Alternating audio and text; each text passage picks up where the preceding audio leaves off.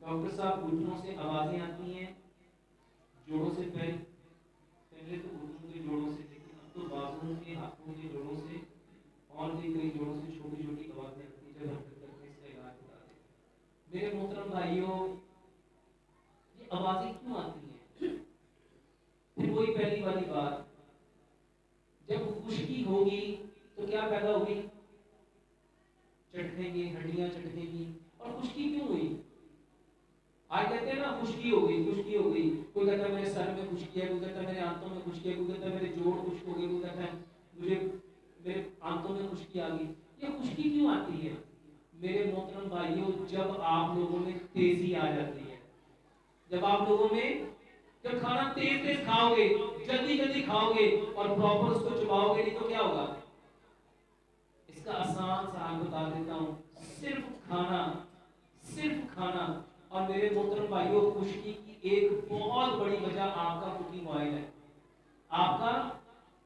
آپ جتنے cooking oil استعمال کرتے ہیں نا، جس میں کھانا پکاتے ہیں، یہ سارے تیل جمتے ہیں، سارے تیل۔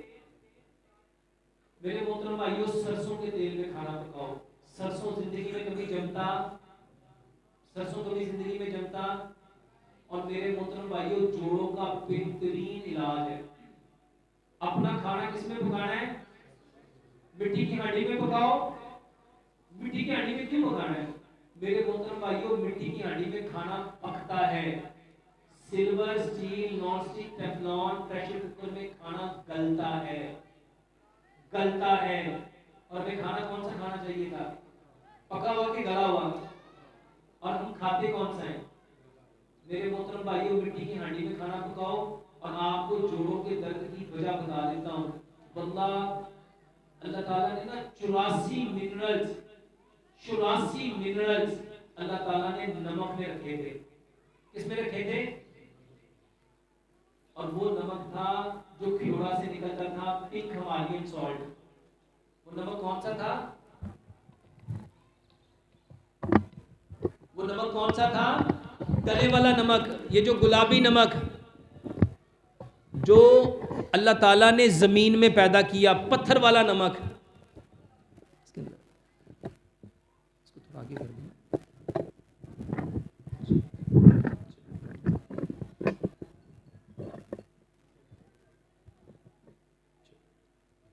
تو یہ جو پتھر والا نمک ہے میرے محترم بھائیوں، اس کو اپنی زندگی کا حصہ بنا لو۔ امام ابن قیم نے کتاب لکھی، اس کا نام ہے زاد المعاد۔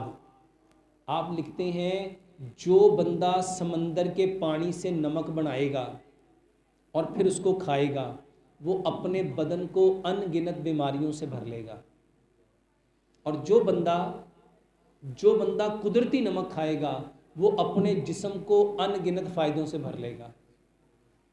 اور بتاؤ اللہ نے ہمارے لیے نمک کون سا پیدا کیا تھا؟ ڈلے والا نمک استعمال کرو، اس کو خود گھر میں لا کے کوٹو، بازار کا پسا ہوا بھی نہ لو۔ اور تیسری چیز میرے محترم بھائیوں،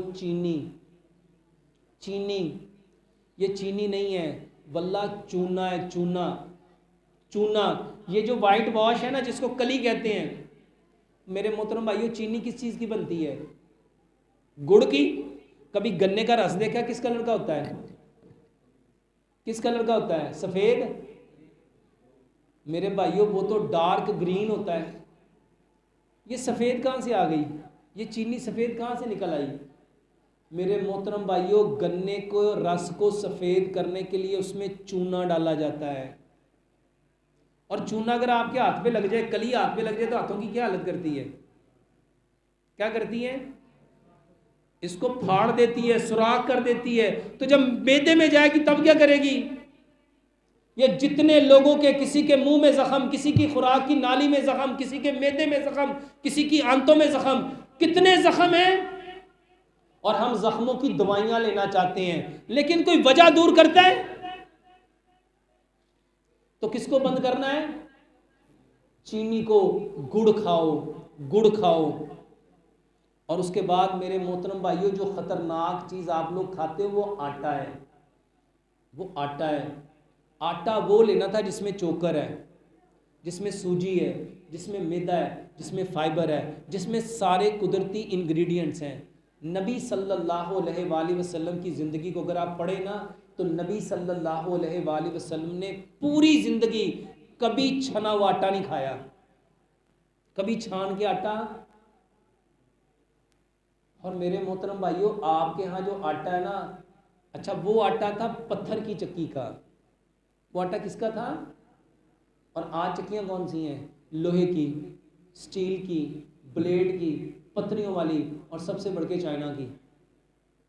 اس کو سمجھنا ہے، پتھر کی چکی پہ آٹا کٹتا ہے، پستا ہے، اور باقی چکیوں پہ آٹا کٹتا ہے۔ جب وہ کٹے گا تو بچاؤ اس کا آر پی ایم، اس کے بلیڈ اتنے تیز ہوتے ہیں وہ اس کی ساری چیزوں کو جلا دیتے ہیں۔ اور آپ آٹا نہیں کھا رہے، آپ جلا ہوا بس کھا رہے ہیں۔ اور بیمار کیوں ہیں؟ یہ سمجھ آ رہی جوڑوں میں دردیں کیوں ہو رہی ہیں؟ آوازیں کیوں آ رہی ہیں؟ یا کڑک کڑک کی آوازیں کیوں آ رہی ہیں؟ کیونکہ جسم کو آٹا چاہیے تھا چوکر والا، سوجی والا، میدے والا، فائبر والا، اور وہ ہم کھا پتھر کی چکی کا آٹا کھاؤ، باقی سارے آٹے چھوڑ دو۔ اور پتھر کی چکی کا جب آٹا لاؤ اس کو چھاننا نہیں ہے، اس کو چھاننا، اور کوشش کرو تندور کی روٹی کھاؤ، تندور کی روٹی کھاؤ۔ پیارے پیغمبر جناب محمد صلی اللہ علیہ وآلہ وسلم کون سی روٹی کھاتے تھے؟ کون سی کھاتے تھے؟ لوگ کہیں گے جی کہاں سے آئے؟ میرے محترم بھائیو، جنہوں نے کرنا نا، واللہ یورپ میں، یو کے میں، میرے محترم بھائیو اور بہنوں، ایک گھر ہے الحمدللہ انہوں نے یو کے میں تندور لگایا ہے۔ جنہوں نے کرنا ہے، اچھا کیا مشکل ہے؟ اچھا جب آپ ڈاکٹر کے پاس جاتے ہو، ڈاکٹر کوئی بھی دوائی دے، جو دوائی امریکہ سے آتی ہو، منگواتے کہ نہیں منگواتے؟ کیوں منگواتے ہیں؟ کیونکہ آپ کے بدن کو اس کی ضرورت ہے۔ تندور کی روٹی کھاؤ، اور اس کے ساتھ میرے محترم بھائیوں صرف ایک چٹنی لے لو، ادرک، لہسن، پودینہ، ناردانہ۔ پتہ کیوں لینی ہے؟ اللہ تعالیٰ نے قرآن میں فرمایا جب جنتی جنت میں جائیں گے ان کو سب سے پہلا جو مشروم ملے گا وہ کون سا ہے؟ وہ کیا ہے؟ زنجبیل۔ زنجبیل کسے کہتے ہیں اردو میں؟ ادرک کو۔ انار کے بارے میں اللہ تعالیٰ نے قرآن میں فرمایا جب جنتی جائیں گے نا ان کو ہم رمان دیں گے۔ رمان کیا ہے؟ انار۔ لہسن کے بارے میں نبی صلی اللہ علیہ وآلہ وسلم نے فرمایا اگر میں نے فرشتوں سے بات نہ کرنی ہوتی میں کبھی لہسن نہ چھوڑتا۔ لہسن کی بو فرشتوں کو اچھی نہیں لگتی۔ مسجد میں لہسن کھا کے اور پیاز کھا کے، کچا لہسن اور پیاز کھا کے بتاؤ۔ یہ ادرک، یہ لہسن اور پودینہ، میرے محترم بھائیو امام نے قیم لکھتے ہیں جنات کی سب سے بہترین دوائی خوشبو ہے اور سبزہ ہے، اور پودینے میں یہ دونوں چیزیں پائی جاتی ہیں۔ ادرک، لہسن، پودینہ، ناردانہ، یہ برابر مقدار میں لو، حسب ذائقہ اس میں سبز مرچ ملاؤ، اس کی چٹنی بنا کے ہر کھانے کے ساتھ 2 چمچ صبح 2 دوپہر لو۔ اور آخری چیز ہلدی، دال چینی، سونف، سبز ہلدی، دال چینی اور سونف یہ برابر مقدار میں لے لو، آدھی آدھی چائے کی چمچ یہ، اور 2 سبز الائچیاں اور 2 لونگ، اس دودھ میں ڈال کے اتنا پکاؤ، اتنا پکاؤ میرے محترم بھائیوں کہ 1 گلاس دودھ پونا رہ جائے، واللہ یہ پیو، یہ بہترین علاج ہے۔